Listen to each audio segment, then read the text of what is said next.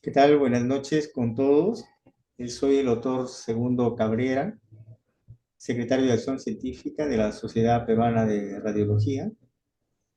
Vamos a continuar con las actividades académicas que tenemos programadas mensualmente con la sociedad.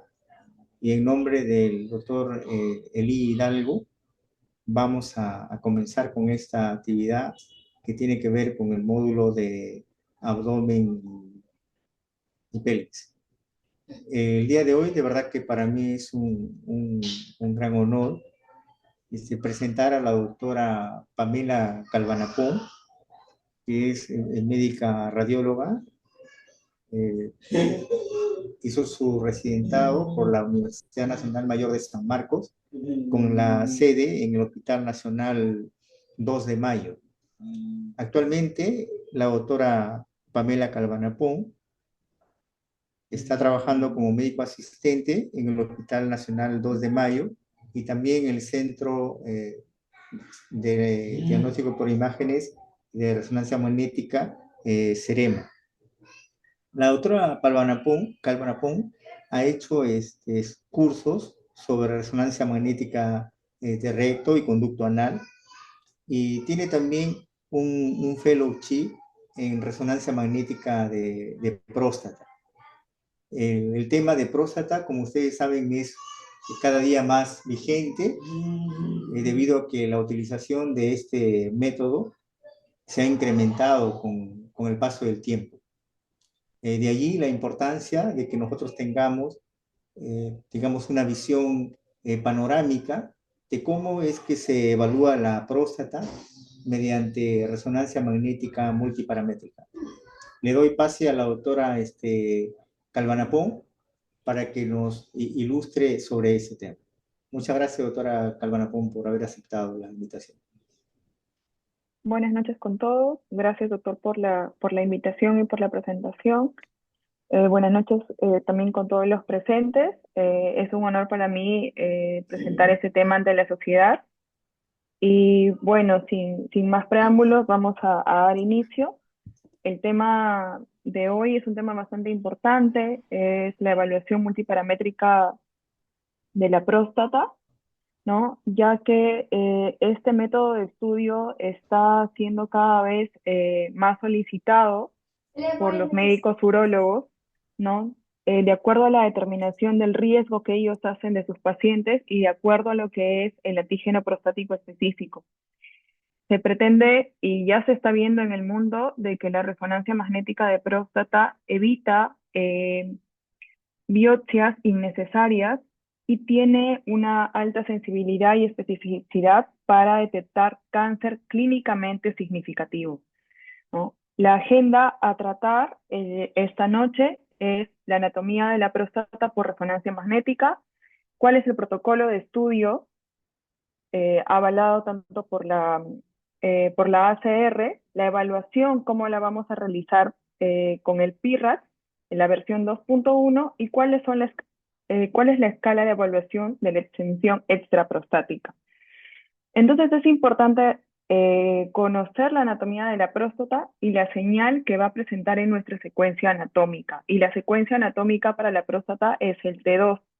Nosotros vamos a adquirir secuencias en alta resolución en las cuales vamos a poder diferenciar cada una de las partes. Vamos a poder ver el estroma fibromuscular anterior, la zona transicional, la zona central y la zona periférica. Y hay que tener en cuenta que la zona periférica es la zona donde más se va a asentar el cáncer de próstata, y posteriormente la podemos encontrar también en la zona transicional y en algunos casos en el estroma fibromuscular anterior y en la zona central.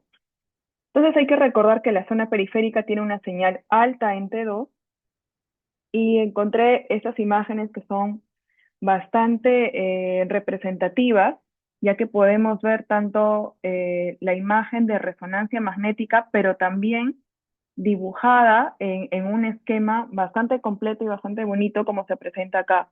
Entonces vemos que la zona periférica en una secuencia T2, que va a ser nuestra secuencia importante y anatómica, va a ser de alta señal, y la zona transicional va a tener una señal heterogénea en la que vamos a poder nosotros diferenciar diferentes nódulos de diferentes tamaños, de acuerdo a la edad del paciente y el tamaño de la próstata, que también van a tener una señal diferente. En algunos casos lo vamos a encontrar de hiperseñal en T2, lo podemos encontrar de señal intermedia o de señal baja en T2.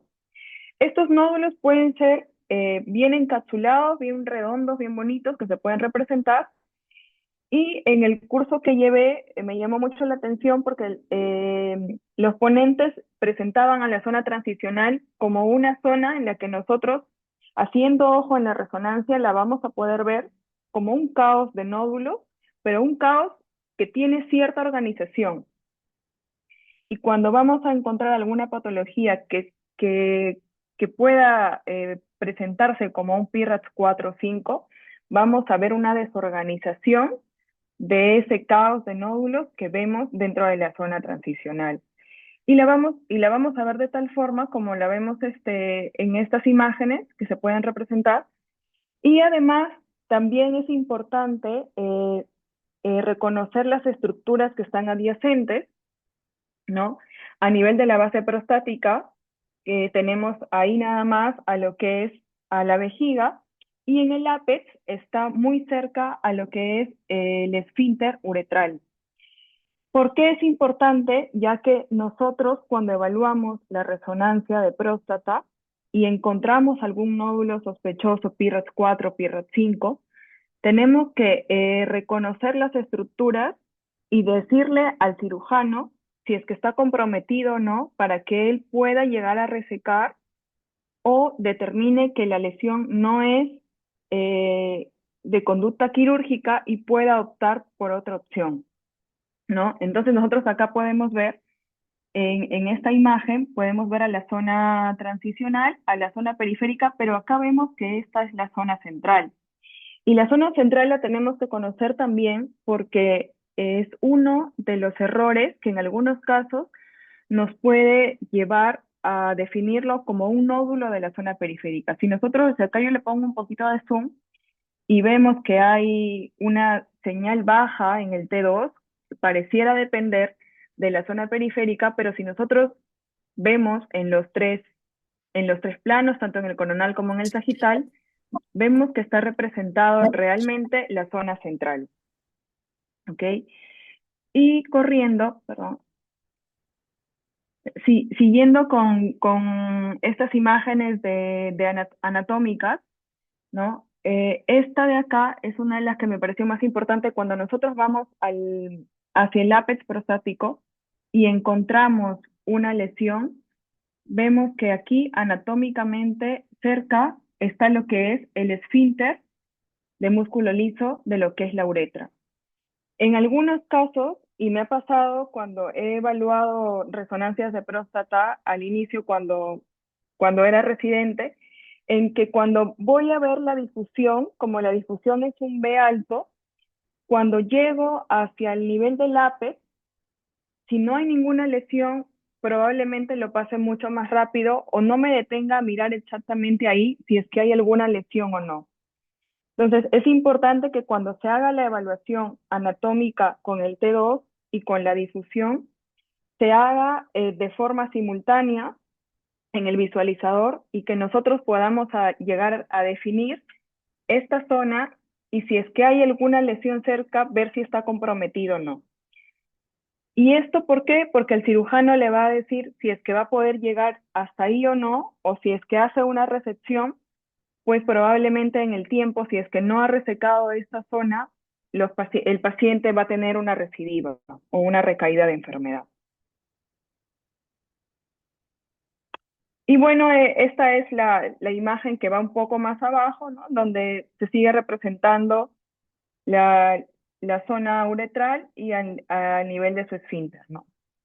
También es importante que el centro en el que nosotros estemos informando resonancia de próstata tenga un buen protocolo, porque esto nos va a ayudar a determinar si realmente nosotros lo que estamos viendo es un nódulo sospechoso, ya sea PIRAT 4, PIRAT 5, ¿no? Y que sigan los ejes de corte de acuerdo al equipo que tengan también, ¿no? Es importante ver la bobina que se va a utilizar, como este protocolo que es del ACR, pero que también está complementado con algunas recomendaciones de un grupo europeo que se dedica a estudiar próstata, ¿no? Por decir, en el caso de los equipos de 1.5, recomiendan utilizar antenas de 64 canales, pero para los equipos de 3 Tesla se pueden utilizar antenas de hasta 32 canales. Lo que se puede hacer es, en plano axial, ¿no? Con o sin supresión grasa, utilizando las secuencias base, las secuencias spin-eco o de eco gradiente. Y las recomendaciones es que el FOB sea a nivel de la pelvis con una cobertura desde las crestas ilíacas hasta la bifurcación aórtica. En las secuencias T1 sean saturadas con Dixon o las secuencias LAVA que utilizan otros tipos de resonadores con un espesor de corte de 2 milímetros. Se adquiere lo que es la difusión en un B alto de 800 y a partir de ese se hace Bs mucho más altos. Lo mínimo que recomienda la ACR es de 1400. El grupo europeo, lo mínimo que nos recomienda en el curso que llevé es un B alto de 1600, pero que adicionalmente en los resonadores de 1.5 teslas se puede añadir el protocolo un B2000, incluso en los resonadores de 3 teslas un B3000, ¿no? ¿Por qué? Porque al momento de evaluar la difusión en algunas lesiones, no muchas veces es clara la restricción. Y ahí es donde el radiólogo entra en dudas. Este grupo ha estudiado que a B más alto, esa restricción dudosa, si es que realmente es significativa, va a restringir y nos va a aclarar el panorama, ¿no? Además de las secuencias T2, que vienen a ser nuestras secuencias anatómicas, ¿no? En alta resolución, eh, tanto en axial, en coronal como en sagital, con un espesor de corte entre 3 a 3.5, ¿no? Y el mismo plano debe ser adquirido en la difusión y en la secuencia contrastada. Hay que tener en cuenta que la secuencia contrastada va a ser una secuencia dinámica, ¿no? Que va a durar aproximadamente 2 minutos y que se tiene que tener una resolución temporal menor a 15 segundos por adquisición, ¿no? Ya que como nosotros como radiólogos sabemos que la neovascularización que se va a dar en los cánceres va a tener usualmente una captación precoz con un lavado posterior.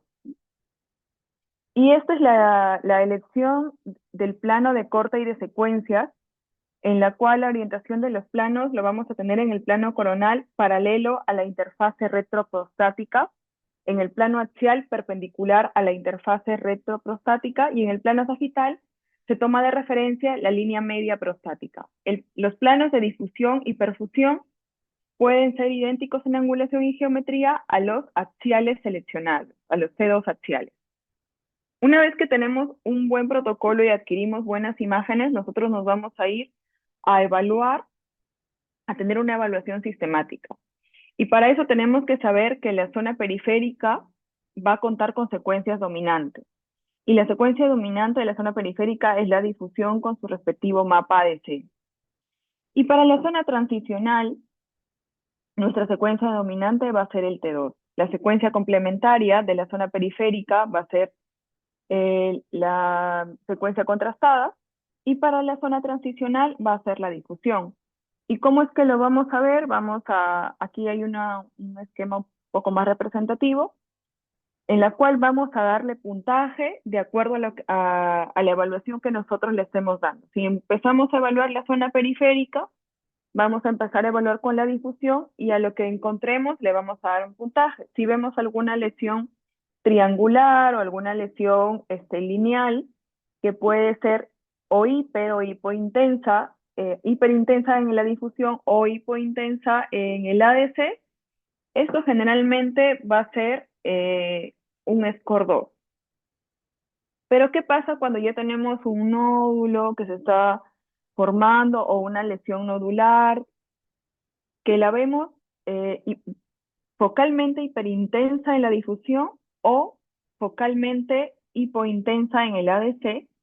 Aquí es donde nos va a entrar duda. Por eso es que les mencionaba que no siempre la difusión en los casos de score 3 nos va a quedar, no, nos va a dejar dudas, y que en algunos casos, por eso se recomienda tener Bs más altos para poder aclarar esta situación. Sin embargo, lo que nos dice a nosotros la versión 2.1 del PIRAT es que cuando nosotros vemos la secuencia complementaria que viene a ser la evaluación de la perfusión, la secuencia contrastada, y vemos de que hay un realce precoz, este score 3 que nosotros le habíamos dado inicialmente va a pasar como un PIRAT final categoría 4. Y al score 4, que viene a ser una restricción focal marcada con caída de señal en el mapa de C y que tenga una medida menor a 15 milímetros, este va a pasar a ser directamente un PIRAT 4, y si es que la medida ya es mayor a esta, mayor a 15 milímetros, o ya vemos signos de extensión extraprostática, esta lesión ya va a ser un PIRAT 5, ¿no? Y es importante también acordarnos de cómo es que se hace la evaluación en la secuencia dinámica, ¿no? Es negativo en la evaluación cuando no encontramos un realce temprano, cuando el realce es difuso y no corresponde a una lesión vista en el T2 o en la difusión. Nosotros podemos encontrar nódulos que realzan en la zona transicional o nódulos ectópicos que pueden estar también en la zona periférica. Los podemos encontrar lesiones que realcen en la zona, en la secuencia contrastada, pero si no tiene una representación en su secuencia dominante, no va a ser relevante para nuestra categorización. Un realce focal que corresponde a una lesión que nosotros la vemos en nuestra secuencia anatómica T2, la vemos como benigna, un nódulo bien encapsulado, mayormente encapsulado, y que realce, esta lesión va a ser benigna. Cuando decimos de que el realce es positivo, cuando hay un realce rápido, temprano, y que corresponde a una lesión que nosotros previamente la hemos evaluado en el T2 o en la difusión.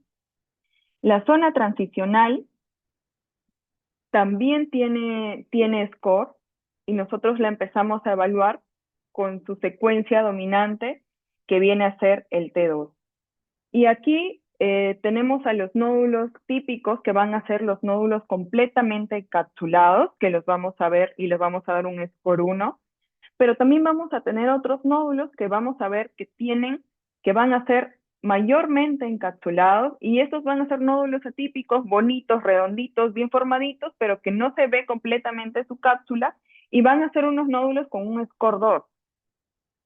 En el score 3, para la zona transicional, es una lesión heterogénea, de señal heterogénea baja, con márgenes oscurecidos. Y ahí es donde nos va a entrar la duda. Vamos a contrastarla con la difusión y vamos a ver qué score tiene en la difusión.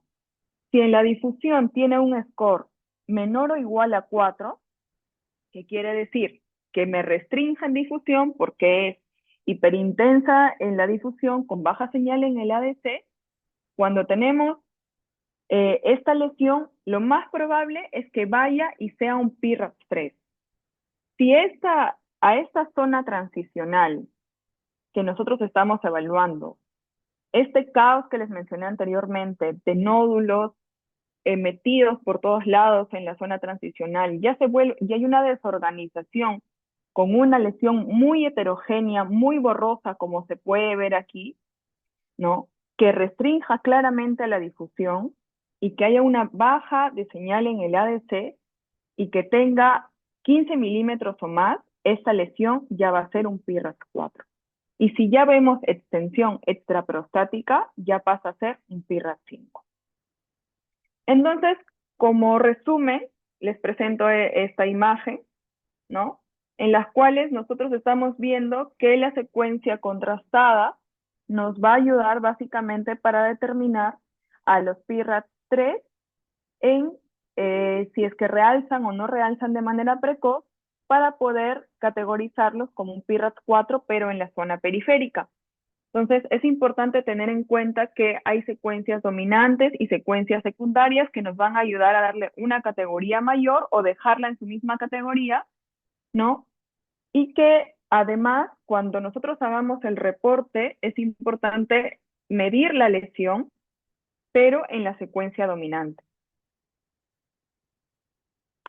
En esta imagen que tengo acá, tenemos que el PIRAT1 y PIRAT2 generalmente van a un seguimiento con PSA y el clínico decidirá si es que le repite o no en un tiempo la resonancia magnética. Los PIRAT3 son los que quedan en el limbo. Entonces, si hay una baja sospecha clínica en estos pacientes, sí, se van a seguimiento con PSA, pero si el clínico tiene las dudas, le puede llegar a hacer una biopsia. Y los PIRAT 4 y 5 van a biopsia. La extensión extraprostática es bastante importante, ya que dentro de la anatomía de la próstata vamos a tener zonas de ausencia o debilidad capsular, como la base posterolateral, las zonas del estroma fibromuscular anterior, a nivel del ápex y también a nivel de la base, de las vesículas seminales y de la zona central. Si tú Cuando eres, encontramos, doctor, ¿me escucha? ¿Aló? ¿Hola? No, fue alguien seguro que interrumpió, doctora, porque no pregunta. Ah, ok. Entonces, es bastante importante conocer estas zonas porque si encontramos una lesión a este nivel, tenemos que definir bien si hay extensión extraprostática o no. Para esto tenemos que la resonancia magnética ha mejorado significativamente la capacidad de representar la ubicación intraprostática, pero de los cánceres clínicamente significativos, es decir, aquellos que van a causar mortalidad en los pacientes. Si la lesión que nosotros vemos dentro de la resonancia no está en contacto, no está cerca de la cápsula prostática, es muy improbable que se produzca extensión extraprostática. La probabilidad va a aumentar de acuerdo a la longitud del contacto del tumor o del nódulo sospechoso con la cápsula.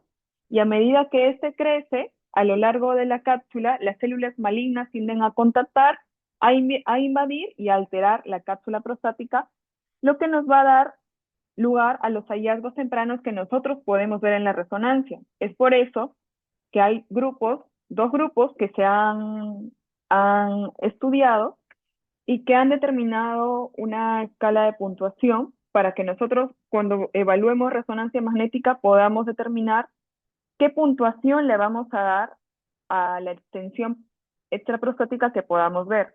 Si solo hay contacto capsular, la escala de Sur le da un puntaje de 1, si hay retracción, irregularidad o engrosamiento, le da un puntaje de 3, el engrosamiento del plexo neurovascular le da un puntaje de 4 y el abultamiento o la pérdida de la cápsula también da un puntaje de 4. Pero cuando ya vemos extensión extracapsular medible, tenemos un puntaje de 5.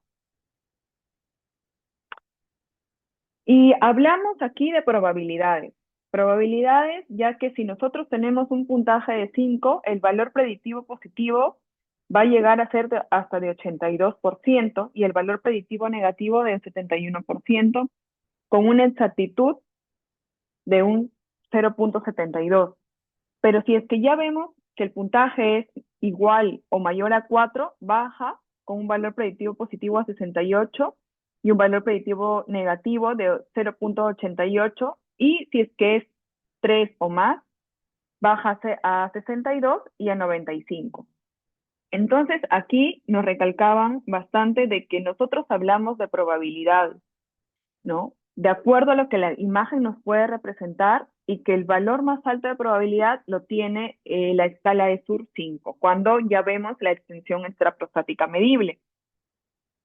Sin embargo, he encontrado otros estudios en los que dicen que hay una buena correlación radioanatomopatológica en las imágenes que nosotros podemos evaluar por resonancia magnética y el grado de extensión que podamos encontrar de acuerdo a las escalas que vamos a tener, ¿no? Estas imágenes que están acá son imágenes de resonancia que más o menos nos quieren definir qué es la escala de Sur y cómo la define, ¿no? El tumor está confinado a la próstata, en este caso el tumor está en contacto, como se ve acá, con la cápsula, ¿no? Aquí hay un abultamiento liso capsular, pero en este caso sí es importante de que lo vean. Vemos acá la línea, esta línea negra o hipointensa en el T2, vemos de que esa línea se pierde y ya hay una disrupción capsular. Aquí el contorno viene a ser irregular, como lo está delimitando la imagen, ¿no? Y en este caso ya hay una obliteración del ángulo retroprostático. Aquí la grasa está ya invadida. Vemos que aquí a este nivel, donde señala la flecha, esa línea hipointensa que viene a ser la cápsula ya se pierde. Y en esta imagen vemos de que ya hay tumoración medible, ¿no? Extensión extraprostática a nivel de la grasa medible. Pero hay otra escala que es la que mencionan que actualmente se usa porque es mucho más objetiva, que viene a ser la puntuación EP, la cual habla de una baja probabilidad cuando hay ausencia de contacto o cuando el contacto es menor a 15 milímetros, pero sin visualizar irregularidad o abombamiento. El EP grado 1 habla de un contacto capsular mayor o igual a 15 milímetros con irregularidad o abombamiento, cualquiera de los dos, mayor o irregularidad o abombamiento. El EP grado 2, en la cual vemos ya contacto capsular mayor o igual a 15 milímetros asociado a la irregularidad o abombamiento. Y el EP grado 3 habla de una franca extensión extracapsular. Y a cada uno de ellos tiene su valor predictivo positivo. Para el grado 3 llega a 66, para el grado 2 48 y para el grado 1 41%. Y acá lo podemos ver en las imágenes, ¿no? Acá vemos que hay una lesión de baja señal y que vemos que el contacto capsular llega a 16 milímetros. Acá vemos otra lesión, pero que ya está asociado a una irregularidad. Si le pongo un poco de zoom, acá vemos cómo es irregular y cómo se llega a determinar en la imagen, ¿no? Y el abombamiento que da acá esta lesión, abomba la cápsula, ¿no? En una extensión de 11 milímetros. Vale, quito esto ya. En el grado 2 tienen que estar ambas cosas, tanto el contacto capsular como la irregularidad o el abombamiento, que es clara en la imagen. Y en el grado 3, cuando ya encontramos franca extensión extracapsular. En un estudio se evaluó en que el contacto capsular entre el tumor y la cápsula mayor o igual a 15 milímetros y un grado de sospecha mayor o igual a 4 según la escala de Sur, nos dan una probabilidad, cuando hay ambos, de extensión extraprostática de hasta el 77%. Y esto va a ser importante porque a nosotros nos va a ayudar para el estadiaje, así como la invasión de las vesículas seminales. Vamos a pasarnos al estadiaje. El estadiaje, tenemos de que la resonancia magnética de próstata, como va a, darnos realmente los grados de cáncer clínicamente significativos, nosotros vamos a poder evaluar a partir del T2. E incluso muchos estudios dicen que la resonancia magnética podría diferenciar entre un T2 y un T3, ya que el T3A ya tiene extensión extracapsular, pero lo mínimo que nosotros debemos considerar en una resonancia magnética de próstata es un T2C. Si bien la resonancia magnética tiene una sensibilidad alta para la lesión índice, vamos a poder encontrar la lesión más grande y por lo general la más agresiva. No quiere decir que tenemos que encontrar dos lesiones para nosotros poder decir que es un T2C. Lo más probable es que nosotros encontramos a la lesión que nos va a dar el cáncer clínicamente significativo, a la que nos va a dar la lesión más agresiva, más grande, y la mínima recomendación que se da es que el estadiaje del T parta en resonancia magnética desde un T12. Cuando hablamos ya de un T3A cuando hay extensión extracapsular y un T3B cuando hay invasión de las vesículas seminales. ¿Y cuáles son los signos que nosotros vamos a encontrar?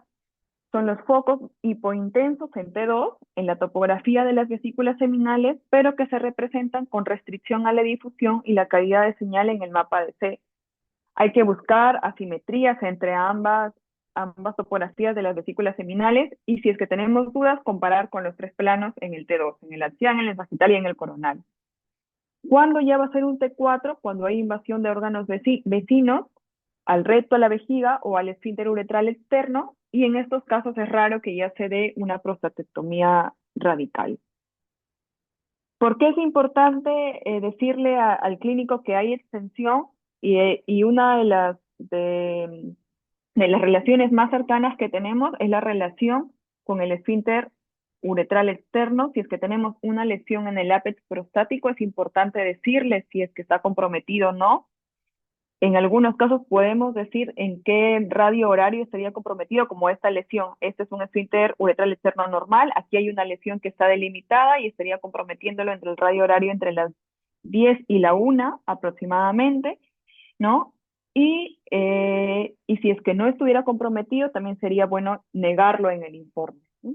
Este es un casito del hospital que les he traído, en el cual nos presentaron a un paciente varón de 87 años con PSA elevado, no nos dieron el valor exacto del PSA, en el cual se encontró una lesión de baja señal en la zona posterolateral derecha de la zona periférica a nivel de su tercio medio, que presentaba una marcada restricción a la difusión y presentaba un realce precoz al contraste. Esta lesión medía 16 por 6 milímetros y fue categorizada como un PIRAT 5. Cuando nos ponemos a evaluar si es que hay contacto o extensión extraprostática, aquí vemos de que ya contacta la cápsula y además la bomba y la hace irregular. Pero cuando evalúo la difusión es un poco dudoso. Entonces aquí en el T2 se ve el abombamiento, se ve la irregularidad y aproximadamente el contacto era de 8 milímetros. Aquí hay otra imagen. Más o menos esta es la parte que les estoy señalando. Y si es que lo contrastamos con la imagen que tenemos anteriormente que les presenté de los grados, la podríamos contrastar con esta, ¿no? Con una probabilidad de un 41%. Y cuando fuimos a evaluar lo que es la topografía de las vesículas seminales, se encontró una lesión nodular de baja señal a nivel del lado derecho que tenía una restricción a la difusión, ¿no? Y que en este caso pues ya sería un T3B, ¿no? Porque ya está invadiendo vesícula seminal. Para terminar, es importante recordar que el PSA es el valor que nos tienen que dar es el médico para nosotros poder contrastarlo, ya que tenemos que sacar la densidad de PSA, el cual tiene una fórmula que es el PSA entre el volumen prostático. Y si tenemos un PSA de 10, pero con una próstata de 50, vamos a tener una densidad de PSA de 0.2, pero si tenemos una próstata mucho más grande, nuestra densidad de PSA va a ser de 0.1 y en este caso sería normal. Entonces también la densidad del PSA nos va a ayudar a evaluar mejor sobre todo a las lesiones en las que nos queda duda de si realmente hay restricción o no hay restricción o hay una extensión prostática, ¿no? Esta es una forma de reporte estructurado que utilizan en Europa, que es la que nos presentaron en el curso, ¿no? Para ellos es importante colocar el PCA, la densidad del PCA, la técnica como la presentamos todos, el volumen, si es que hay algún hallazgo o no en el T1, la descripción en las secuencias dominantes, que son el T2 y la difusión, ¿no? Y ellos también presentan en sus informes una imagen de la próstata señalando dónde exactamente está el tumor o el nódulo sospechoso para que puedan hacer con mayor facilidad la biopsia. A medida de conclusiones tenemos que es importante conocer la anatomía prostática y sus relaciones con los órganos cercanos, saber cuáles son las secuencias dominantes para la determinación del PIRAS. Tenemos que la resonancia magnética es de gran utilidad en la estadificación local del carcinoma prostático, tiene algunas limitaciones, no está estandarizado el informe de la estadificación como le está la detección de PIRAS, pero es importante reportar el grado de probabilidad de extensión de acuerdo a las escalas que les he presentado. Y eso sería todo. Gracias. Bueno, muchas gracias a la doctora Calvanapó. Ha sido muy ilustrativa su charla. También el aclarar los puntos con respecto a cómo evaluar con las secuencias dominantes en cada una de las zonas de la próstata. No sé si de repente alguno de ustedes en el auditorio ahí tienen alguna pregunta que deseen hacer a la doctora o tal vez escribirlo en el chat.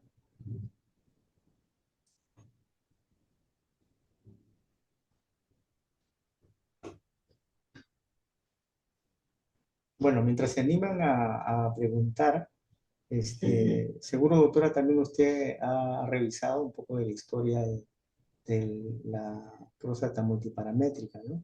Entonces, el papel, por ejemplo, de la espectroscopía en la resonancia magnética de próstata multiparamétrica actualmente. Lo he visto, hay todavía publicaciones al respecto, sin embargo, hay dudas si es que realmente aporta o no. Y nosotros hemos tenido casos en el hospital porque le hacemos espectroscopías en las cuales sí la relación de lo que es citrato más creatina, perdón, creatina colina entre citrato nos sale elevada y corresponde al nódulo sospechoso que estamos viendo, pero también hemos tenido casos en los que vemos un nódulo sospechoso, PIRAS 4, y que la relación nos ha salido normal, ¿no? Menor a 0,75. Entonces, sigue siendo,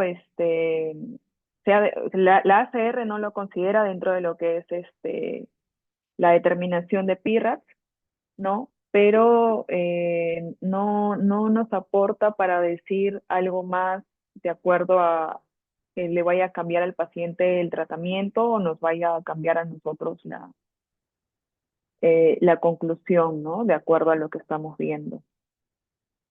Llega a ser inespecífico. Entonces. Sí, gracias, doctora. Gracias. ¿Alguna otra pregunta que tengan?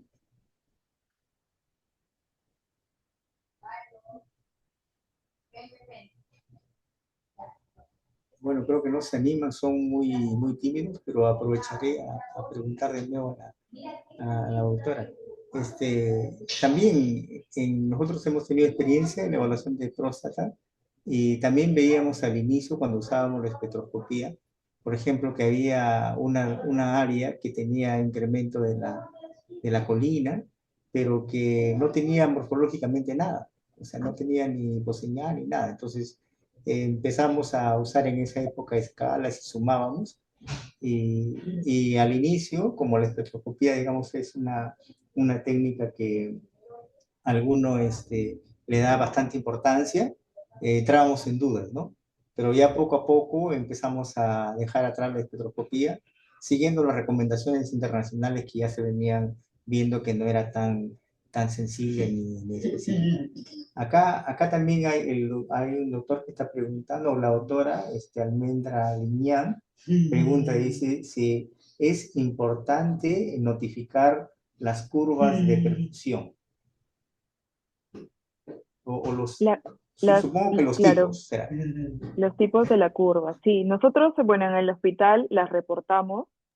Realmente lo que dice la ACR es que la captación precoz es lo que te va a dar la sospecha, ¿no? Ahora, como hemos visto, para nosotros dar una clasificación final de PIRAS, la, la secuencia contrastada, la secuencia de perfusión, solamente nos va a ayudar en la zona periférica cuando tenemos dudas y cuando estamos frente a un PIRAS 3, ¿no? Si ya tenemos, yo creo que si ya lo tenemos ya tenemos la secuencia hecha y podemos reportarla para evaluarla como tal, si es que tenemos una curva tipo 2 o un tipo 3 la podríamos reportar, ¿no? Con la finalidad de que en algún momento esos informes y esos estudios nos lleven de repente a estudiar eh, qué otra utilidad nos puede dar la secuencia contrastada. Sin embargo, en el mundo, en los países que no tienen, pobres como el nuestro, por así decirlo, que no tienen mucha disponibilidad de gadolinio, lo que se está intentando es de que la secuencia contrastada se obvie y solamente se utilice en los casos de duda, ¿no? De duda diagnóstica, pero teniendo al radiólogo en máquina. Si nosotros le hacemos las secuencias dominantes, hacemos T1, hacemos T2, hacemos difusión, ADC, y tenemos al radiólogo en máquina que diga, sí necesito contraste porque tengo una lesión sospechosa en la zona periférica con una categoría PIRAT 3 y quiero saber si va a ser un 4 o no, porque eso va a cambiar conducta, entonces le voy a poner contraste. Pero si no la necesito porque ya sé que es un PIRAT 4, un PIRAT 5, entonces la tendencia es a obviar, ¿no? A obviar y hacer menos es más, ¿no? Hacer menos de secuencias y menos de utilizar contraste en los pacientes. Claro, ese último me parece un punto muy, muy importante, ¿no? El hecho de la supervisión del radiólogo mientras está haciendo el estudio. Algunos han creado un nuevo término que denominan próstata biparamétrica, ¿no? En la que solamente utilizan el T2 y la difusión para evaluar, ¿no? Y en realidad, si nosotros nos damos cuenta, la utilidad del estudio de contraste va a ser en pasar de PIRRAS 3 a PIRRAS 4, ¿no? En nosotros no tiene tanta utilidad, pero siempre como en todo en medicina, o sea, romper paradigmas es un poco complejo, ¿no? Y de repente si no se utiliza la sustancia de contraste, alguien va a considerar que el estudio no está bien realizado, ¿no? Pero de todas maneras es un punto que de repente para las nuevas generaciones como la de usted, se tenga en cuenta eso, ¿no? El hecho de que el radiólogo esté supervisando el estudio y que pueda indicar o no la sustancia de contraste. Esto definitivamente va a disminuir los costos significativamente y también a evitar efectos colaterales del gadolinio que potencialmente no sabemos que existan, ¿no? Pero que por decir yo que también hago neuro, se ha visto que hay depósitos de gadolinio en los ganglios basales, ¿no? En el cerebelo, en los pacientes que tienen uso constante de gadolinio por esclerosis múltiple, por ejemplo, ¿no? Muy, muy importante ese punto. El doctor Aníbal Pasa hace una pregunta. Dice, ¿por qué cree que aún no le dan valor a la cuantificación de BSG BG y la cuantificación del ADC? Este, A la BSG, cuantificación. BSG. No, no Son sé, de los, repente usted, ¿sí, doctor? sí, sí, y disculpe, solamente para precisar, son los valores de la perfusión, por ejemplo, volumen sanguíneo, flujo sanguíneo, tiempo de Ah, tránsito, y la ah. cuantificación del ADC sobre todo. No he encontrado la cuantificación en cuanto a los parámetros de perfusión. No lo he visto, tampoco lo he visto en el curso que llevé. En cuanto a lo del ADC, sí me parece que lo revisé hace un tiempo, que hacen una cuantificación en máquina de acuerdo así como medimos en tomografía las unidades Hansen, se hace una cuantificación y había un valor que te aproximaba más a que este sea patológico, a que realmente sea una restricción o no, pero la cuantificación se hacía en el mapa de C. ¿Por qué es que no se le da realmente, por qué creo yo que no se le podría dar importancia en la ACR?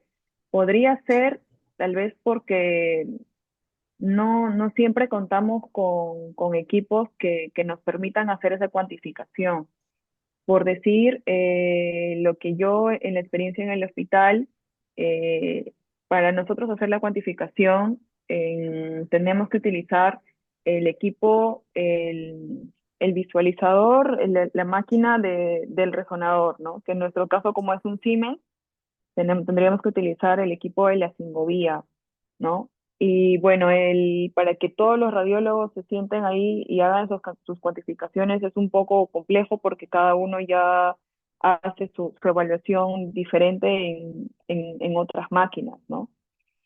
Y lo que he visto también es de que en resonancia nosotros nos guiamos y nos entrenamos mucho en ver si es que realmente restringe o no. O sea, si realmente es blanco, blanco es porque es una restricción, pero también lo que he visto es que no solamente hay que guiarnos mucho de la difusión, sino que el ADC es bastante importante, porque en Europa lo que ellos hacen es contrastar el T2, el ADC y luego miran la difusión, ¿no? Entonces, sí, si bien es cierto, miran las tres secuencias, la miran en ese orden, ¿no? Eh, no he visto que hagan una cuantificación ni vean valores de difusión y de ADC y que le tomen importancia a eso.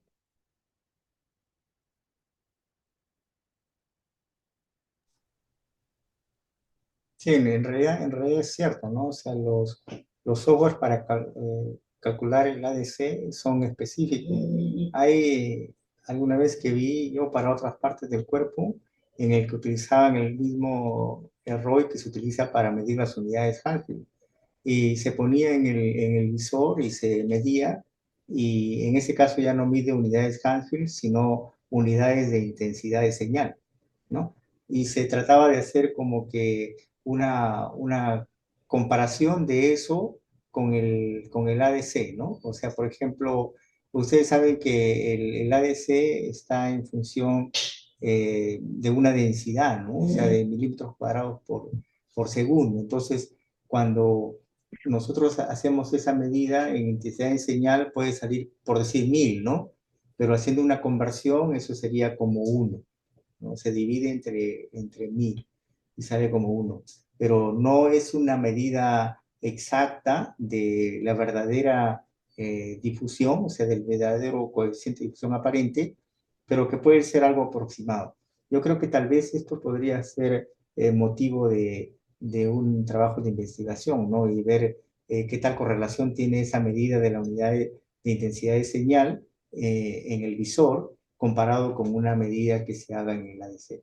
No sé, doctora Pasa, si de repente usted tiene algo adicional con respecto a esto.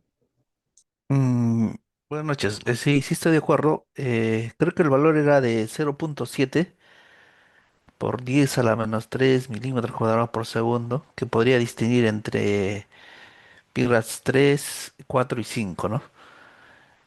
Pero yo pienso que a medida que vaya pasando el tiempo, creo que le van a tener que dar un poco más de valor a este ADC, ¿no? Porque eh, los que evaluamos próstata diario, nos podemos dar cuenta de que muchas veces la difusión las difusiones no son muy buenas, pero y según la teoría, a cualquier nivel de difusión, es decir, 500, 800, 1500 o más de 2000, el, el valor del ADC siempre va a ser el mismo, ¿no? Entonces, y mejor aún cuando la próstata no es tan móvil, excepto por tal vez el movimiento del peritatismo del recto y todo.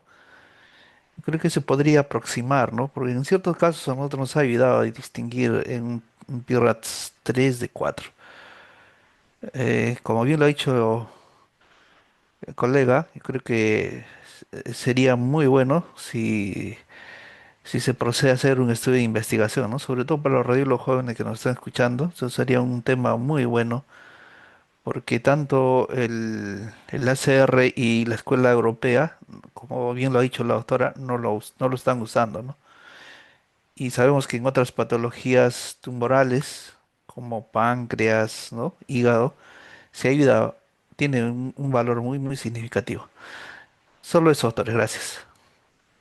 Está bien, doctor, muchas gracias por la información. No sé si hay alguna otra pregunta. Bueno, y aquí yo creo que también en algún momento tendremos que empalmar esta charla con una charla de biopsias dirigidas mediante resonancia magnética o biopsias dirigidas con fusión, ¿no? Porque esa es prácticamente lo que nos va a dar las pautas como para poder retrospectivamente mirar nuestros estudios que hacemos con resonancia magnética y comprobar con la patología. Ustedes saben que, por ejemplo, incluso hasta la fecha, en los centros, es como a alguien le dijeran, ¿no? A ver, imagínate que tengas una lesión en el brazo y que en el brazo te digan que te van a hacer tres cortes en el extremo distal, tres cortes en el extremo medio y tres cortes en el extremo proximal, ¿no? Entonces, y para ver si tienes o no tienes cáncer en un brazo, ¿no? Entonces, ¿cómo puede ser posible que todavía se siga haciendo biopsias de ese tipo en próstata, ¿no? Porque al final son biopsias que se hacen al azar, ¿no?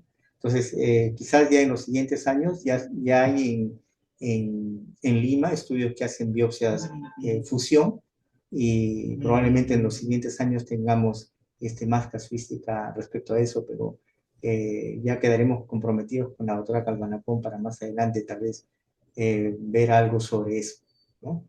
Agradezco nuevamente, doctora Calvanapón, y a los que preguntaron en este chat acerca de ese tema que en realidad siempre va a ser apasionante. Muchas gracias, doctora Calvanapón.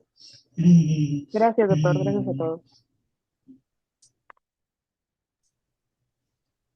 Bueno, a continuación tenemos nosotros una charla un poco especial. No sé si ustedes revisan en sus correos que hemos estado enviando unos correos que vienen de StatDX, del Sevier, en el cual se les está asignando a cada uno de los miembros de la Sociedad de Radiología unos passwords como para poder utilizar el StatDX a modo de prueba para después tener la posibilidad de acceder formalmente a este recurso que es muy importante.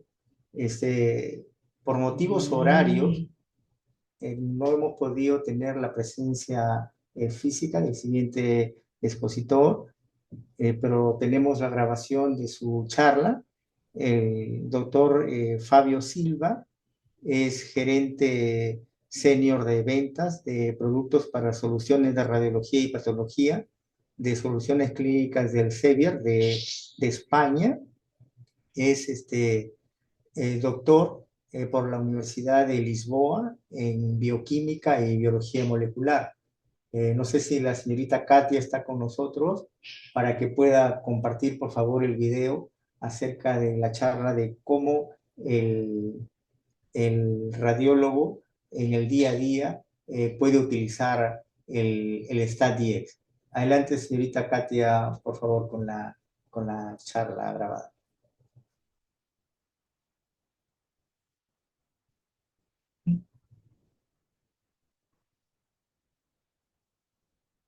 Hola, buenas tardes. Mi nombre es Fabio Silva. Yo soy el gerente de las soluciones de soporte al diagnóstico en radiología del SEBIEL. Es un gusto estar aquí. Me gustaría agradecer mucho a la Sociedad Peruana de Radiología por el espacio. Y infelizmente, como estoy basado en España, no puedo estar conectado con ustedes en línea, así que he grabado esta presentación para poder presentar y enseñar dos de los recursos que apoyan los radiólogos desde el SEBIEL. que es StudyX, y nuestra herramienta de inteligencia artificial generativa Clinical Key AI. En la sesión de hoy empezaré por la presentación de estos recursos, revisaremos rápidamente cómo acceder a estas plataformas y después visitaremos un caso donde podemos apreciar las sinergias entre estos dos tipos de recursos para apoyar en el diagnóstico clínico, ¿ok? Para eso tenemos principalmente nuestra herramienta StudyX, que es una segunda opinión a un clic de distancia. Es una herramienta que tiene como objetivo traer un resumen de la información de cada diagnóstico, pero también de diagnósticos diferenciales, revisión de anatomía, redactado por expertos a nivel global y actualizada trimestralmente para reflejar el último conocimiento. Así que siempre que estáis buscando información, desde un caso más simple a algo más complejo, pues tenéis la confianza de que la información está actualizada. Tenemos, y ya veremos cómo se busca en StudyX con un caso concreto, pero tenemos páginas de diagnósticos aliada a un banco de imágenes de más de 200.000 imágenes anotadas y comentadas por expertos, además de procedimientos, de módulos de diagnóstico diferencial, miles de casos clínicos para contrastar con vuestro caso y imágenes de referencia anatómica también para recordar a un detalle anatómico en concreto. Pero no solo eso es suficiente, ¿no? Porque las herramientas demandan tiempo, conocimiento, aunque sean herramientas enfocadas, específicas, y viene aquí el desafío de la búsqueda de la información o el tiempo, principalmente el gasto de tiempo que tenemos buscando esta información, aunque sean en plataformas como StudyX, también porque tenemos interrupciones. Y desde la perspectiva de los expertos, de los clínicos, siempre que nos comentan que sería excelente tener una asesoría bajo demanda, ¿no? Cuando tienes una duda, tener un apoyo como si fuera de un experto o de un asistente que te pueda ayudar. Y es aquí donde nuestra herramienta Clinical Key AI entra con el poder de la inteligencia artificial para apoyar en las búsquedas. Es cierto que ya es común en la práctica clínica de diversas áreas, en radiología no podría ser diferente, que ya se utilizan herramientas de inteligencia artificial, por ejemplo, como ChatGPT o Perplexity, pero son herramientas no clínicas, ¿no? Entonces, hay aquí el problema de las alucinaciones y la fuente de las informaciones, además que la propia inteligencia artificial apoya mucho en reducir el tiempo buscando una respuesta clínica, que hay datos que nos indican que puede ser más de 30 minutos. Entonces, sí que hay el beneficio de utilizar una herramienta que te apoya a reducir este tiempo, pero tenemos que tener cuidado de que sea una herramienta que nos aporta información basada en evidencia clínica. Además, hay también datos que informan que casi un 60% o hasta un 60% de la información de las preguntas clínicas pueden no ser resueltas, ¿no? Y eso genera frustración a nivel personal, disminución de la calidad de la atención y también impacta en la reputación de la propia institución y del trabajo del profesional. Así que traemos nuestra plataforma, nuestro último desarrollo, que es nuestra plataforma de inteligencia artificial generativa tipo ChatGPT, pero con el grande beneficio que se basa en contenido basado en evidencia. Entonces, es impulsionada por esta inteligencia artificial, ayuda a los médicos a responder las preguntas clínicas de manera muy rápida, trayendo información con base en evidencia clínica traceable, o sea, podemos ver las fuentes de información, que son primariamente los contenidos por excelencia del SEBIR, pero también otras fuentes de recursos, y optimizado para consultas en lenguaje natural, donde uno puede, digamos, chatear un poco con la herramienta y nos trae toda la información siempre de una manera concisa, muy enfocada y muy rápida. ¿Ok? Entonces, antes de que podamos saltar directamente a las plataformas y verificar cómo combinamos StudyX con la inteligencia artificial de Clinical Key en un caso, tenemos que revisar también, es muy importante revisar el tema del acceso a las plataformas, ya que estaremos facilitando un periodo de evaluación a todos los radiólogos de la Sociedad Peruana de Radiología. Entonces, para eso, vamos a revisar muy rápidamente cómo acceder tanto a StudyX como a Clinical Key AI, que tiene una metodología muy similar, ¿ok? Entonces, aquí tenemos un ejemplo del correo, o sea, vamos a enviarles unos correos con las credenciales de acceso a la plataforma que Solo es necesario activarlas una única vez para crear vuestro usuario y a partir de ahí es acceder a ambos recursos a través de un navegador y acceso a la Internet. Entonces, empezando por StudyX, lo que vamos a hacer es desde Elsevier y desde esta herramienta que se llama Admin Tool, enviaremos un correo tipo esto que podemos ver aquí, con unas credenciales, unos códigos que son el Registration ID y el Registration Password, que es necesario para crear o activar vuestro usuario, ¿ok? Cada persona recibirá apenas un único código de estos, que es individual, y solo se puede activar una única vez, o solo es necesario activar una única vez. Además, tenemos el enlace aquí de cómo o dónde podemos activar a la plataforma. Si hacemos un clic en este enlace, somos redireccionados a la página de registro de StudyX en este caso. Y aquí lo que haremos es copiar-pegar estos dos códigos, el Registration ID, como un ejemplo que pongo aquí, conjuntamente con el Registration Password.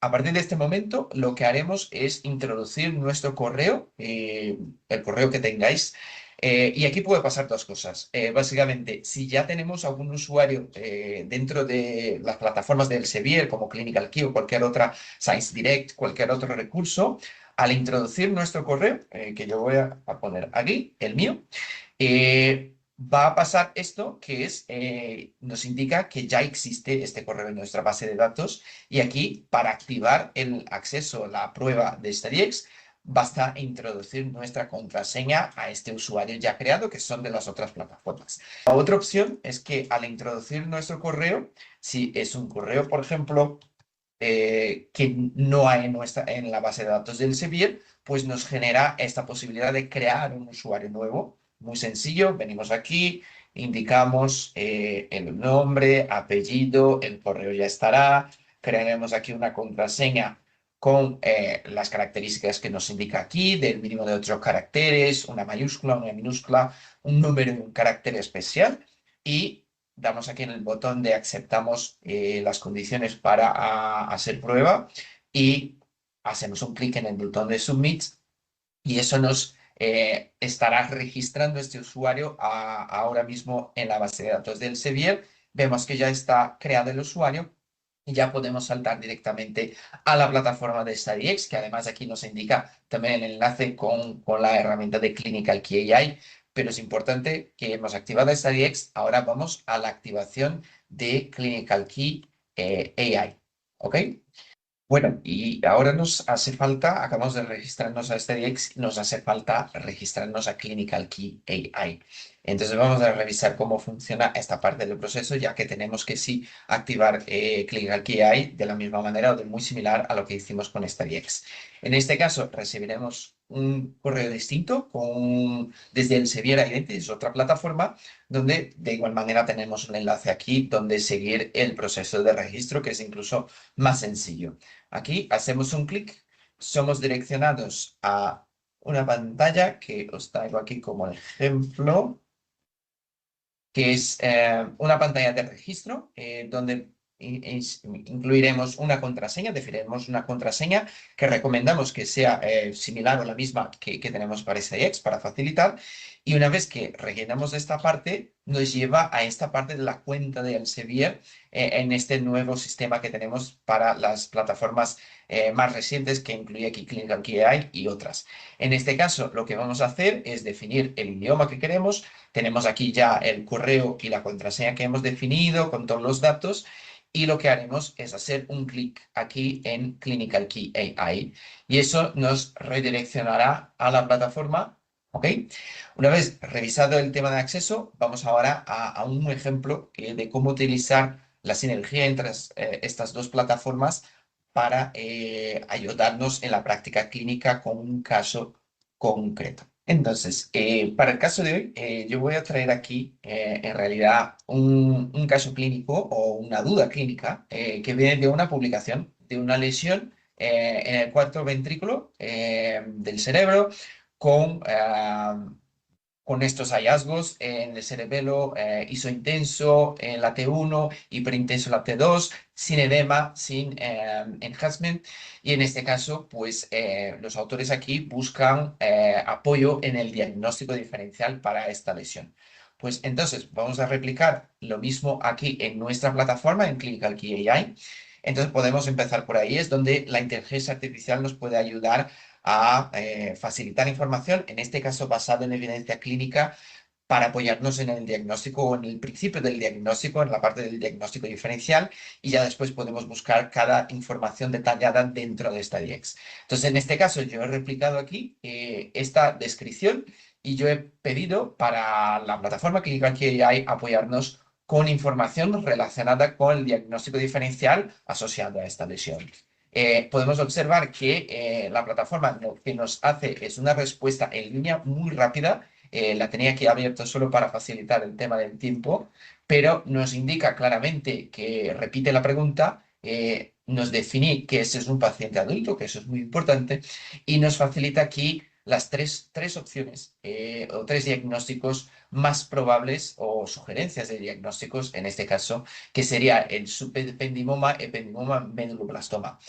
Lo interesante de herramientas de inteligencia artificial generativa como Clinical que hay con base en evidencia clínica es que toda esta información viene de referencias que están indicadas aquí en la parte inferior. Entonces, o son guidelines, por ejemplo, en este caso de neoplasmas del cerebro, o artículos publicados en revistas recientes, 2023, 2022, siendo que si nos interesa podemos siempre hacer un clic y somos redireccionados a la fuente, en este caso en la plataforma Clinical Key, que es la base de Clinical Key AI. Y en muchos casos, como en este, que no es un artículo del Sevier, pues nos lleva a la fuente original, que es un artículo de Springer Nature. Pero, por ejemplo, en este caso, si es un guideline, estará en nuestra plataforma Clinical Key y podemos ver esta publicación a texto completo en el PDF aquí. O sea, que podemos ver de dónde viene esta información. Además, tenemos aquí informaciones adicionales que nos dan contexto. Entonces, en este caso nos especifica que el subependimoma es un tumor de grado 1 que tiene algunas características. El ependimoma es un otro tipo de tumor del tipo 2, si no me equivoco, el grado 2, y también el meduloblastoma, o sea, nos da un poquito de contexto. A partir de ahí es donde podemos utilizar la información redactada por expertos, sumarizada, enfocada en el diagnóstico, además de las imágenes, ya que en este momento aquí no tenemos imágenes, que es yendo a StudyX. Entonces, por ejemplo, podemos empezar a buscar, en este caso, subependimoma. Ya podemos teclear aquí en el texto libre. Esta herramienta de StudyX funciona como si fuera un Google de la radiología. Entonces, podemos teclear o explorar alguna característica, si fuera, por ejemplo, aquí en la parte de neuro, que está aquí cabeza y cuello también, y podremos buscar o teclear directamente o en la parte del brain, también aquí en el principio. Pero en este caso, como ya Clinical QI nos sugiere algunas condiciones que están relacionadas con la descripción de este caso, ya podemos enfocarnos directamente, por ejemplo, en la primera opción, subependimoma. Aquí podemos entrar en una página de diagnóstico y podemos apreciar que en esta DX hay un resumen de la información, también la lectura muy rápida, muy concisa, enfocada en los puntos principales de toda la información relacionada con la terminología, con las imágenes, diagnóstico diferencial, clasificación, como por ejemplo la parte de los grados 1, en este caso, informaciones clínicas relacionadas con este diagnóstico y un checklist. Y si queremos informaciones más detenidas, podemos estar verificando la descripción o navegando por el menú lateral aquí directamente en características de imagen, como características generales y por modalidad, CTs, resonancias magnéticas, recomendaciones. Podemos revisar diagnóstico diferencial y aquí ya vemos las otras condiciones que también estaban mencionadas ahí, como por ejemplo el ependimoma, y ya algunas indicaciones de lo que nos apoya la plataforma, en este caso StudyX, a facilitar información que nos confirma el diagnóstico, y ahí consideramos informaciones, por ejemplo, que no estaban, en este caso, en la pregunta inicial, que es la edad del paciente, ¿no? Que puede ser muy importante, porque, por ejemplo, para un ependimoma, en general aparece en pacientes más jóvenes, un ependimoma en pacientes más mayores. Pero aquí tenemos toda la información con también referencias adicionales. Aquí tenemos muchas referencias, en este caso, de ependimoma, y podremos buscar perdón, en el subependimoma o en el ependimoma, pero no menos importante también las imágenes. Aquí tenemos imágenes también redactadas y elegidas por expertos anotados, o sea que nos indican los hallazgos dentro de cada imagen y que nos permite ir verificando en la biblioteca lo que sea comparable a la imagen de vuestro paciente. En este caso, imaginemos que eso es un caso real con imágenes del paciente, pues podremos estar contrastando aquí. Otra cosa muy importante, muy interesante de StudyX es que si tenemos un diagnóstico diferencial, podemos estar comparando. Entonces podemos elegir, por ejemplo, esta condición, ir a los diagnósticos diferenciales y, por ejemplo, buscar otras condiciones, como por ejemplo, pues puede ser un hemangioblastoma, que también podría estar aquí involucrado, elegir y lanzar una comparativa que nos permite comparar lado a lado diferentes diagnósticos que nosotros estemos contemplando para este caso clínico, ¿no? Y verificar aquí todo tipo de información detallada lado a lado, además de la biblioteca de imágenes y así poder contrastar cómo nos aparece una imagen de un subependimoma, de un hemangioblastoma. Incluso en estos casos también la inteligencia artificial, el Clinical QI, nos puede seguir apoyando porque podremos volver aquí y hacer una pregunta que se llaman follow-up questions, ¿no? Preguntas relacionadas con el tema. Y en este caso, como yo he visto ahí alguna mención de pacientes de edad, yo quiero ver qué otros datos del paciente que a lo mejor no están en mi pregunta clínica inicial nos puede apoyar. Y en este caso, la gran ventaja de la inteligencia artificial generativa, como el caso de Clinical QI, que podemos seguir preguntando como si fuera una conversación con un asistente, con un experto, y me lleva todo el contexto. Entonces, en este caso, yo he preguntado qué otros datos del paciente son relevantes para apoyarme en este diagnóstico diferencial o que yo tenga que considerar para el diagnóstico diferencial. La plataforma me lleva todo el contexto de la pregunta inicial con la descripción de los hallazgos y aquí me resume qué otras condiciones me ayuda a diferenciar entre estas opciones o sugerencias. Por ejemplo, la edad nos confirma que la edad aquí, en el caso subependimomas, es más frecuente en pacientes más mayores y meduloblastomas son raros en adultos y más frecuentes en niños. También nos sugiere algunas presentaciones clínicas que están más asociadas, sea con subependimoma o con un ependimoma y un medulloblastoma, características de imágenes que a lo mejor no contemplamos en la descripción original y que puedes también estar relacionada y que podemos buscar en las descripciones de StudyX de cada una de estas condiciones y también otras metodologías también, además con información adicional de cada una de estas, siempre lastreando con referencias bibliográficas que podemos buscar. Incluso si aquí volvemos a StudyX, vemos que la información está correlacionada, porque si volvemos un poquito atrás en la búsqueda del subependimoma, tenemos también un contenido muy interesante que son los diagnósticos diferenciales. Y en este caso, como la lesión estaba en el cuarto ventrículo, podemos nos enfocar aquí y vemos que si tenemos este tipo de lesión, uno de los puntos principales efectivamente es la edad que nos ayuda a diferenciar.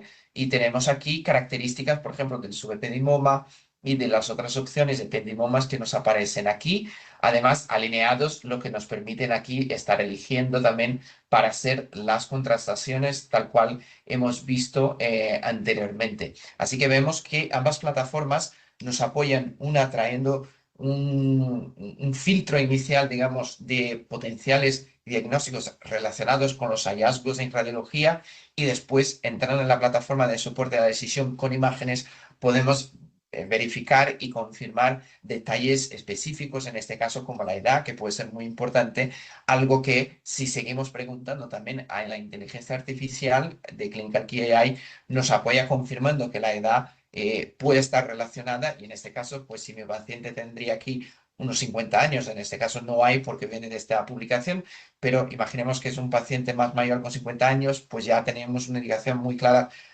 para el subependimoma. Si tenemos un paciente juvenil, por ejemplo, podría ser el ependimoma o el medulloblastoma, como hemos visto aquí. ¿Ok?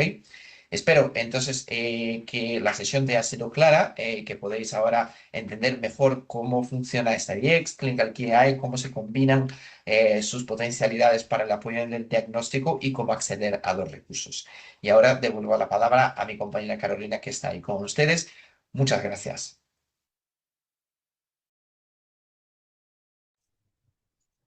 Bueno, muchas gracias a Fabio por el apoyo con esta charla sobre el uso del StatDX.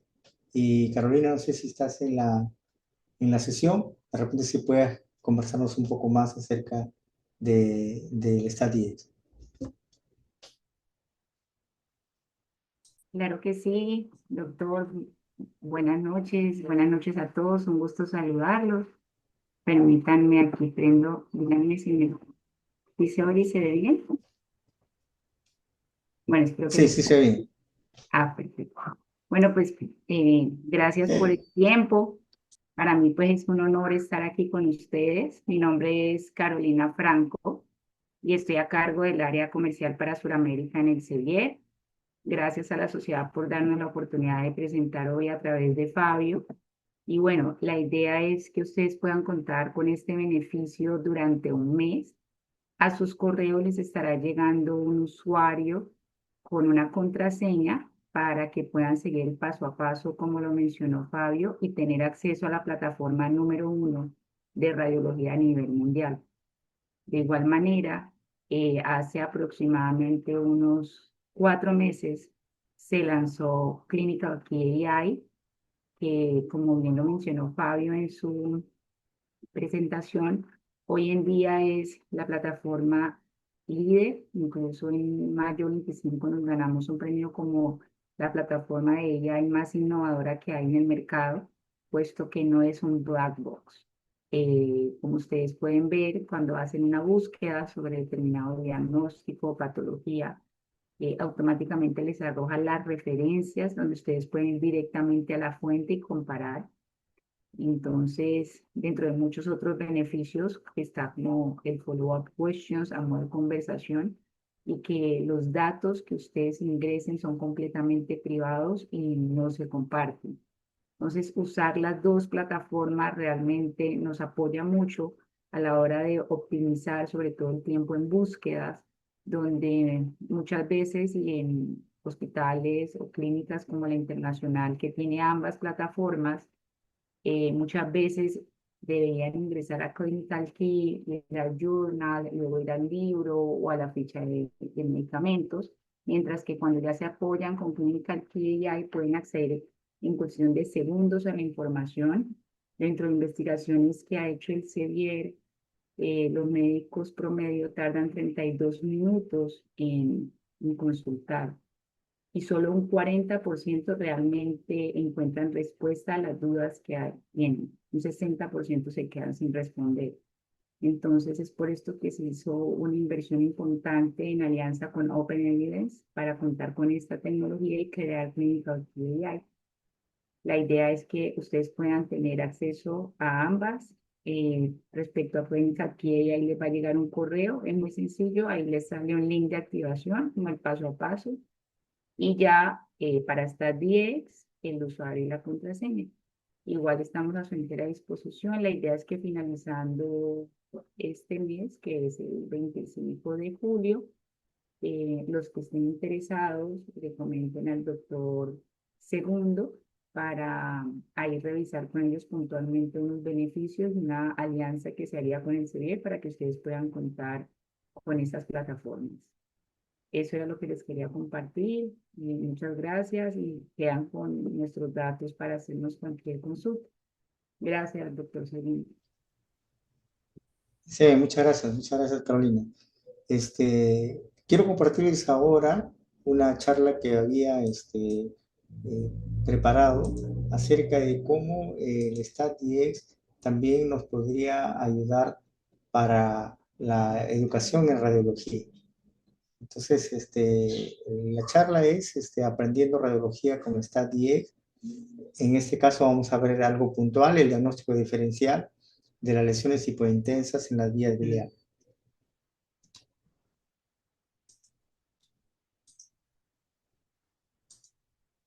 Los objetivos son mostrar un ejemplo de la utilización del StatDX en la enseñanza de radiología y analizar en particular el diagnóstico diferencial de las lesiones hipointensas en las vías biliares. Si nosotros recordamos en la educación clásica que venimos arrastrando desde hace ya más de 3 o 4 siglos, la educación estaba centrada en el profesor. Ustedes están viendo allí cómo todos los alumnos están frente al profesor, algunos mirando, otros mirando hacia un lado o a otro lado, pero ese es el enfoque en el cual se plantea que clásicamente se debe aprender, es decir, centrado en la capacidad que pueda tener el docente para transmitir la información. En ese sentido, revisando un librito de hace algunos años que se llama Aprendiendo a promover la salud, estaba este esquema que me pareció interesante de que lo consideremos. Aquí, por ejemplo, el profesor tiene una caja con una serie de datos, números, reglas o conducta que se debía realizar y le indica al alumno que aprenda eso y que no pregunte por qué y que eso es lo que debe hacer. Entonces el alumno tiene en la parte superior de la cabeza un embudo y cuando el profesor vacía toda esta información, no le pone dudas ni murmuraciones y dice, sí, señor, gracias, todo está bien. Entonces, era una tendencia que a veces se sigue manteniendo en la cual se piensa que el conocimiento se puede transmitir de una forma directa, pero sabemos nosotros con enfoques neurocognitivos más modernos que el proceso de aprendizaje es mucho más allá de eso. De tal forma que, por ejemplo, nosotros nos ponemos a ver aquí en esta imagen y diremos, ¿quién es el profesor? Tal vez el profesor es la que está mostrándonos acá este mapa de ADC con el T2 y el T1 y la tomografía y está haciendo las comparaciones. O tal vez es la profesora que está aquí y que la alumna está respondiendo aquí.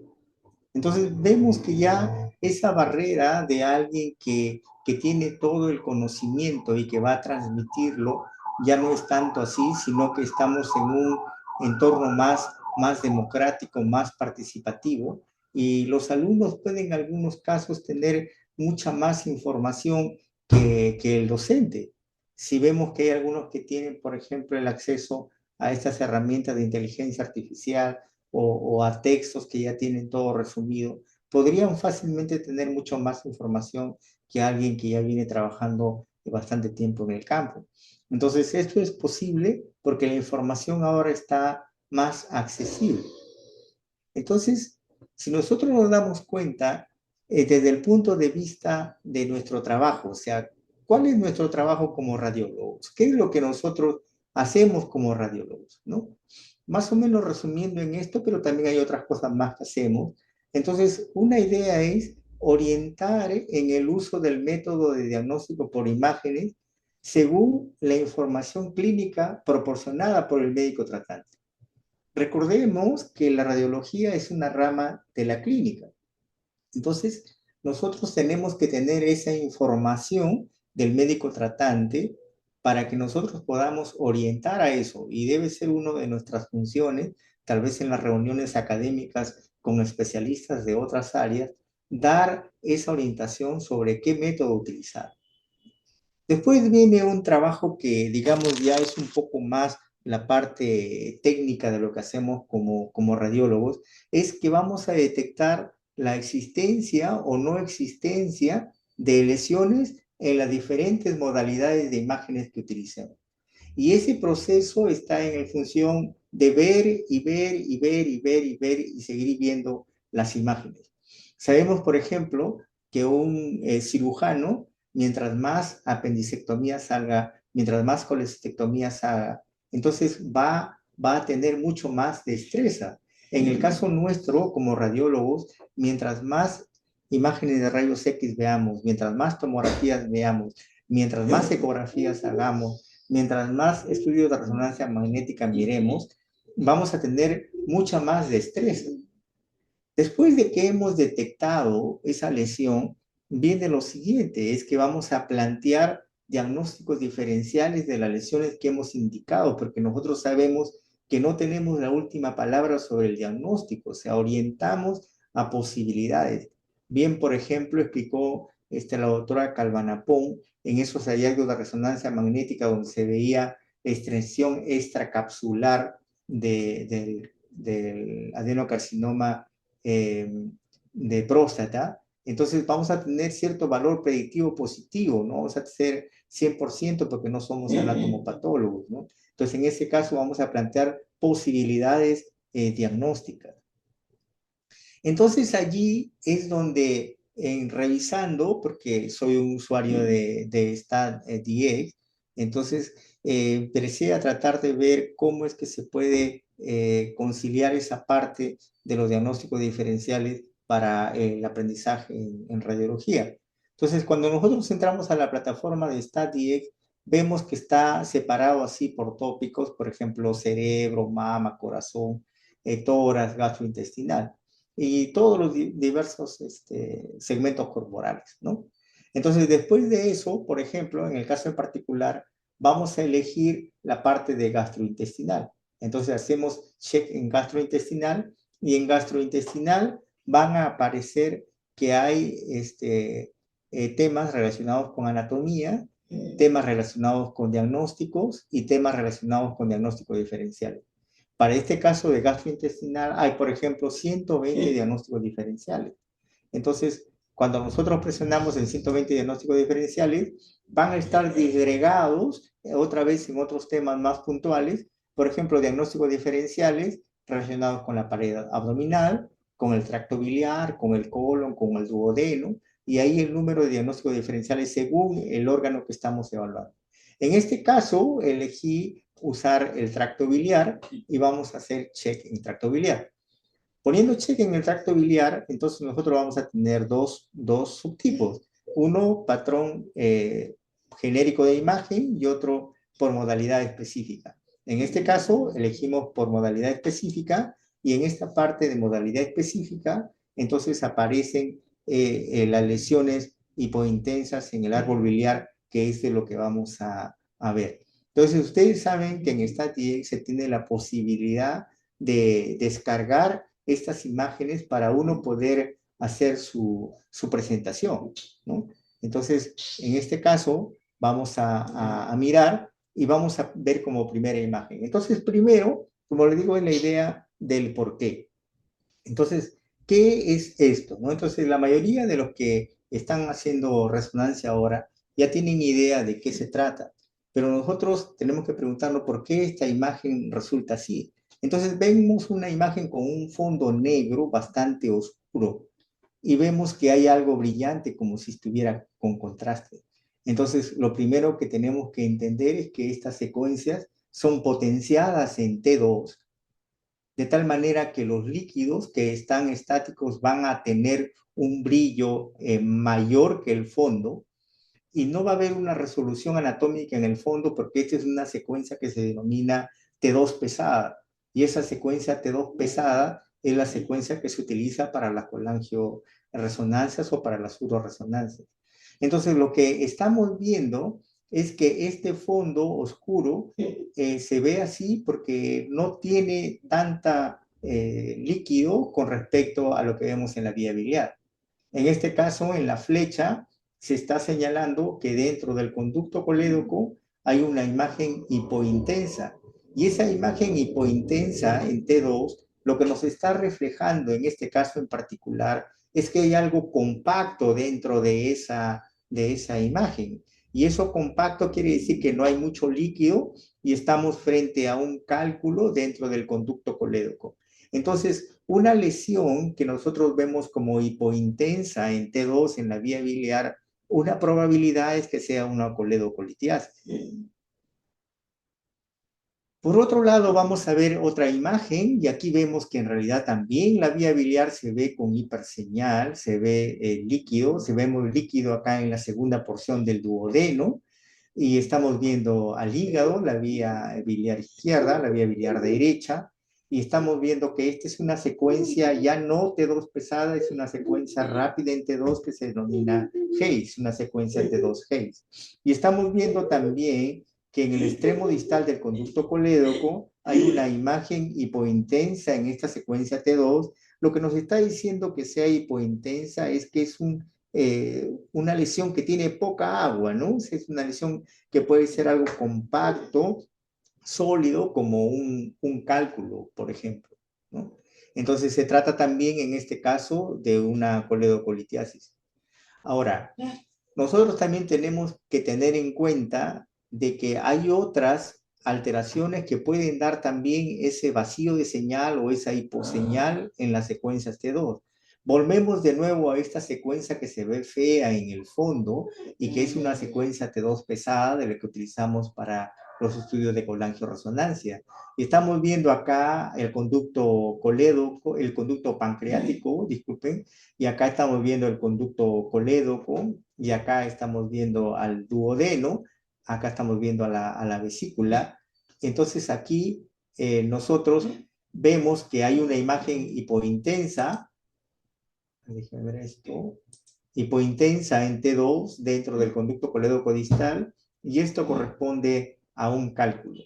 Entonces, vemos también que acá en la encrucijada de las dos vías biliares principales, estamos viendo una zona que tiene vacío de señal.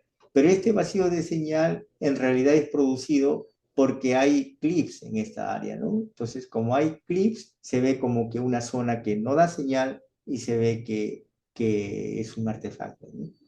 Ahora, algo interesante, porque en resonancia magnética las lesiones que tienen hiposeñal en T2 a veces son un poco más complicadas de ver porque las lesiones con hiperseñal siempre llaman la atención. De ahí el hecho que, por ejemplo, en los estudios de próstata nosotros veamos la parte de difusión y lo veamos como hiperseñal, como que salta un poco más. En cambio, en el mapa de EC lo vemos como hiposeñal. Entonces nosotros estamos viendo acá también, esa es una secuencia T2 rápida, una secuencia T2 Hayes, y estamos viendo al conducto hepático común, y estamos viendo una flecha que está señalando un área que está de color oscuro, de color negro acá, hipointensa en esta zona. Entonces, si nosotros nos damos cuenta, vemos que esto está dibujando como una especie de menisco, como una línea, como un nivel líquido-aire. Entonces, lo que estamos viendo nosotros acá se trata de aerobilio. Entonces, ya vimos que en primer lugar podría haber un cálculo y que está produciendo hiposeñal, pero acá también podemos ver que el aire dentro de la vía biliar puede también dar hiposeñal. Entonces, cuando uno tiene esa duda, uno se da cuenta, ¿no? O sea, si uno tiene un cálculo, el cálculo por gravedad va a estar hacia la zona posterior, mientras que el aire va a estar en el nivel superior. Entonces, eso es como para tener en cuenta. Ahora, también, por ejemplo, esta es otra secuencia, es una secuencia T1 con saturación de la grasa con sustancia de contraste. Estamos viendo acá, por ejemplo, el riñón, el hígado, el páncreas, la vena cava, y acá en la zona del lecho vesicular o adyacente al lecho vesicular, acá hay unas imágenes hipointensas en esta secuencia T1 que dan como cierto artefacto, y eso es porque puede haber este clip metálico en esa área después de una colecistectomía. Y si vemos, esta es otra secuencia, esta es una secuencia T1 en fase, y estamos mirando también que en esa zona adyacente al lecho vesicular hay estas imágenes hipointensas, y estas imágenes hipointensas van a representar el artefacto por la presencia de esos clips en el lecho vesicular, ¿no? Ahora, algo que es importante, que también se va a ver en las secuencias T2 Hayes con bastante frecuencia, es este hecho. Nosotros vamos a ver al conducto colédoco acá en esta área con hiperseñal porque tiene líquido, pero vemos que dentro de esta hiperseñal hay un punto de color negro. Entonces, ese punto de color negro lo que está reflejando es el movimiento que tiene la bilis en esa parte central, que es un poco más rápido y hace como una especie de chorro dentro de ese conducto colédoco. Eso por efecto físico en resonancia magnética va a ocasionar un vacío de señal. Entonces nosotros vamos a ver que este es un artefacto de flujo y hay que tenerlo en cuenta porque si no vamos a nosotros pensar que hay un cálculo dentro de esto. La diferencia, por ejemplo, con el cálculo es que nosotros estamos viendo que esta imagen se localiza en la región central, mientras que el cálculo, por la posición del paciente, va a estar en la región posterior, mientras que el aire, en el caso de aerobilia, va a estar pegado hacia la región superior.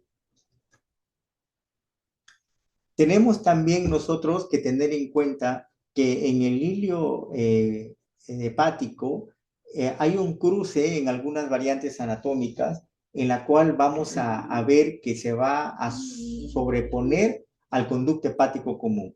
Nosotros estamos viendo acá la vesícula biliar, el conducto cístico, el conducto hepático común, el conducto colédoco, estamos viendo el conducto pancreático, la vía hepática izquierda, la vía hepática derecha, y vemos que en esta zona hay un vacío de señal, como que si acá hubiera algo que estuviera obstruyendo, pero no vemos una dilatación retrógrada de la vía biliar, por lo tanto esto es un artefacto de pulsatilidad y nosotros podemos obviar esto, por ejemplo, poniendo al paciente en decúbito ventral, ¿no? También, por ejemplo, en este caso, estamos viendo otra vez una secuencia T2 pesada.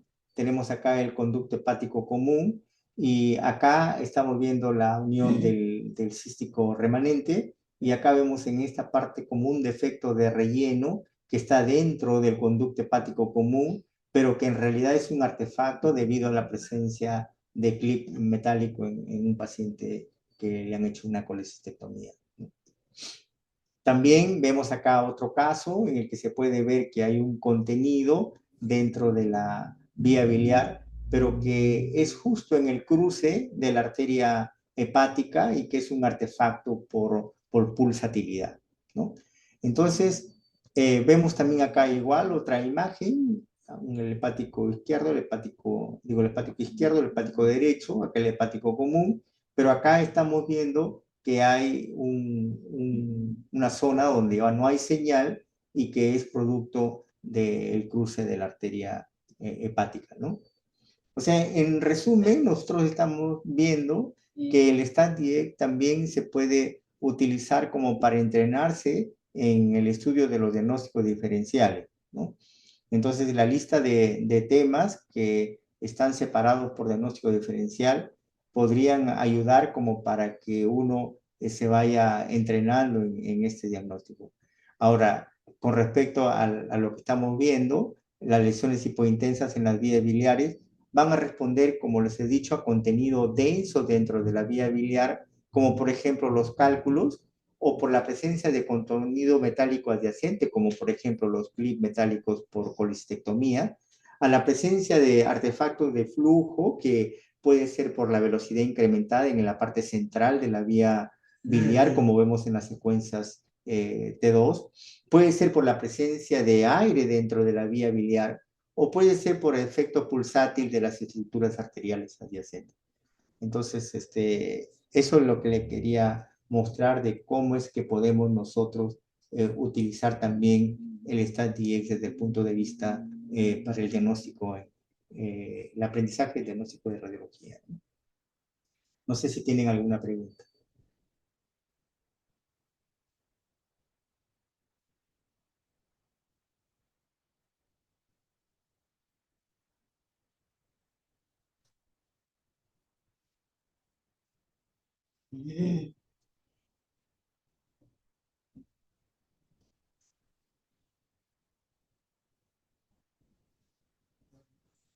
Bueno, creo que no hay preguntas. De todas formas, revisen por favor sus correos, que como ya se ha señalado, se les ha enviado unos correos desde el Sevier, donde se muestra la posibilidad de que puedan utilizar el StatDX y el Clinical Key EA de inteligencia artificial de modo de prueba durante este mes. Y después de repente haremos una convocatoria, una encuesta con todos los que después de probar la herramienta, de repente tienen la necesidad de utilizarlo. Entonces, muchas gracias por su presencia el día de hoy. Esperamos encontrarnos de nuevo en la siguiente presentación que tengamos en el próximo mes. Muchas gracias. Hasta luego.